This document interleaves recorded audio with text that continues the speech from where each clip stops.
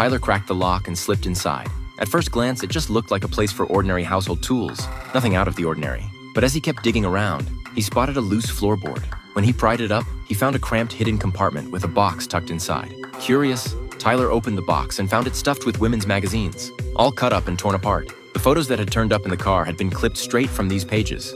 On top of that, Tyler made an even more shocking discovery. At the very bottom of the box was a photograph of a woman. Just as Tyler was reeling, he heard a noise outside. He quickly put everything back the way he'd found it. Meanwhile, Mike came home planning to ask his son to help load up some stuff, only to find the house empty. He went to check on his shed and noticed the combination lock had clearly been tampered with. That night, Tyler opened his laptop and typed the name from the photo into the search bar. To his shock, the woman turned out to be a victim of a serial murder case from years ago. Could his own father be the killer? The next day, Mike called his son into the shed. While casually asking how things were going at school, he subtly tried to feel out whether Tyler had caught on to his secret. Luckily, Tyler thought fast and covered his tracks well, not giving his father any reason to suspect a thing.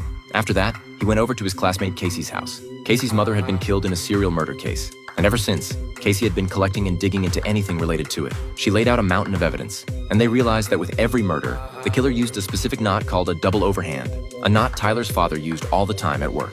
To get to the bottom of it, Tyler told his parents he'd picked up a part-time job.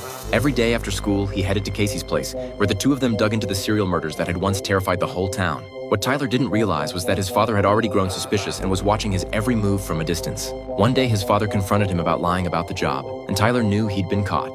He quickly pulled himself together and made up a story on the spot, claiming Casey was actually his girlfriend and he'd just been going over to hang out. His father let it go for the moment, but to make sure his son wasn't lying, he insisted Tyler bring this so-called girlfriend home for dinner, planning to feel out their relationship at the table. Luckily, Tyler had already gotten their stories straight with Casey, so nothing slipped through the cracks. Meanwhile, Casey had picked up on the fact that Tyler suspected his own father. Noticing how on edge he seemed, she actually got a little excited.